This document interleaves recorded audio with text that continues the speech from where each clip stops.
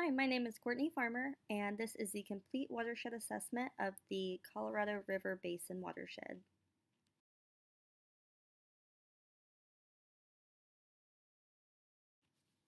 So the purpose of this is to classify and assess the watershed and then try and develop and propose some possible mitigation plans to help combat some of the impairment found in the watershed. And this watershed has an area of 243,000 square miles. So it is the sixth largest watershed in the world. And the geology of the area, it's mostly comprised of sedimentary rocks. It's a very arid region that is drought prone, that is currently experiencing a drought. And some of the channel characteristics, there is not a lot of sedimentation in it. They are very narrow channels in many situations, and there is not a lot of vegetative cover as well.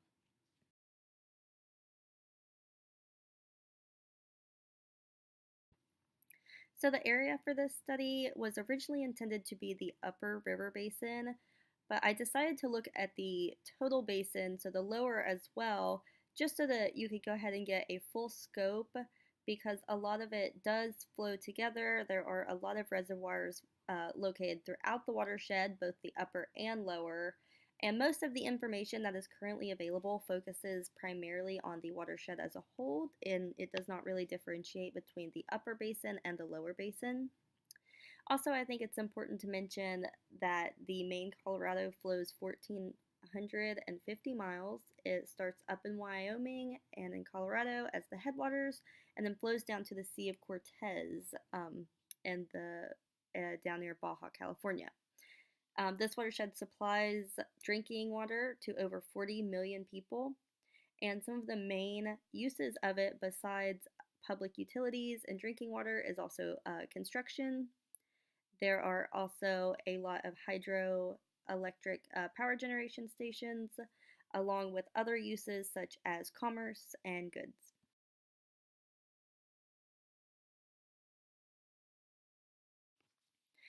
So, in order to perform an assessment, there are typically 5 steps that are followed, and these allow for a total assessment of the area. It determines the importance of how everything is going to be uh, mitigated and how a plan will be proposed, as there are priorities.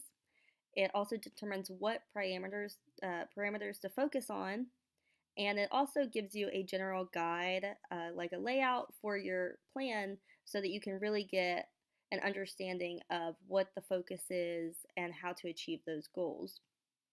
And these 5 functions really that we look at are both geology and climate, and it starts with the hydrology of it and then moves on to the hydraulic factors, which is transport of water in the channel, in the floodplain, and even through sediments.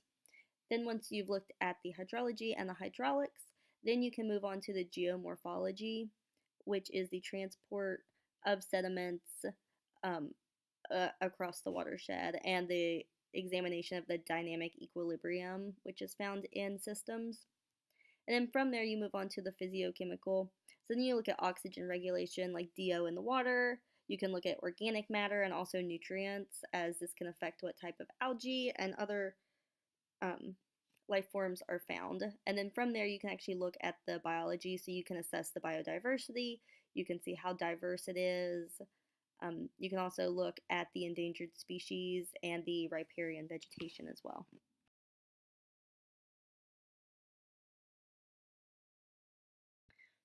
So for the hydrology, there really is not a lot of impairment here, and the water quality is actually pretty high. But you do have a large amount of variable flow rate, as a lot of this river meanders and moves through narrow channels, as it has been carved out over a long period of time. So you do have a lot of differences in flow, which is gauged by the USGS at different flow stations. And one of the other factors that really affects it is there is a high amount of water withdrawal. So there is a large amount of consumption of this. As I said before, there's over 40 million Americans that rely on this water source.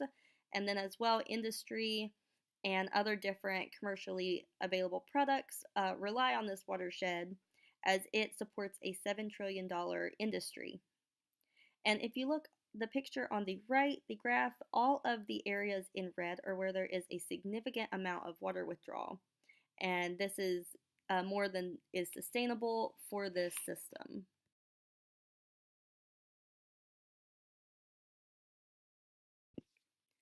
So there is a lot of species that are found here that aren't found many other places. And this watershed actually supports 65% of fish species found in the West. It is home to many migratory birds, which include sparrows, warblers, and woodpeckers. And there are three endangered fish that are only found in this watershed, which is the humpback chub, the bony-tailed chub, and the Colorado pike minnow, which are pictured below respectively. And with all of these, there are currently restoration plans in the works to try and help reestablish some of the habitat that has been lost to recreational areas, to power generation, and to other commercial industries. So at this time, they are currently working on developing a restoration plan for these species so that they are not lost.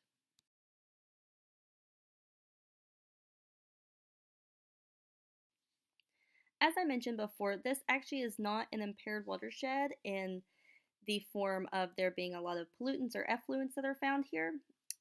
Most of the completed TMDLs, which not all TMDLs are completed for this watershed, as there are many more to do, as it is a huge expanse of water. But all of the ones that have been completed so far, a large majority of them do not show ample impairment in the water. The biggest threats to this watershed are going to be drought and water loss, as even during the drought, water is still being withdrawn from the system, which is starting to create an instability there, which is endangering fish and other aquatic life, as they are experiencing quite a bit of habitat loss in this area. And this is also due to the construction of dams and industry pulling out water and also discharging into the system.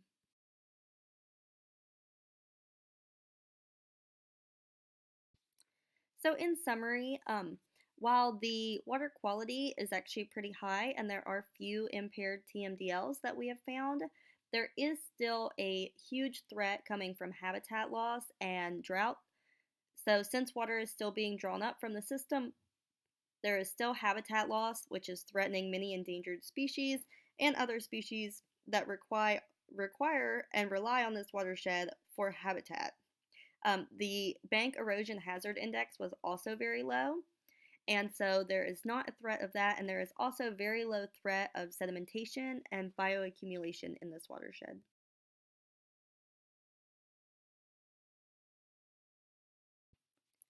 So, some of the restoration options that have been proposed are construction of dams to help control flood, produce a reservoir for water in times of drought. But there are some drawbacks to this, as it could have a negative impact on the fish species here. And it can also help to further reduce some of the habitat erosion, especially when it comes to wetlands, as it controls flood, which are typically responsible for creating a lot of wetlands. So another proposal is actually to eliminate some of the dams, which would help restore some of the wetland habitat. This is still in debate, as there are many different vested interests that are trying to further their own viewpoints. But another one that many people agree on is just to overall go to the source and reduce our human impact. And this could even um, be reducing some of our recreation in these areas. So just use reducing our use so that we are not pulling up as much water, and also not changing habitats for our own personal use. So that therefore we could reintroduce some species if we have less of an impact on some of these habitats.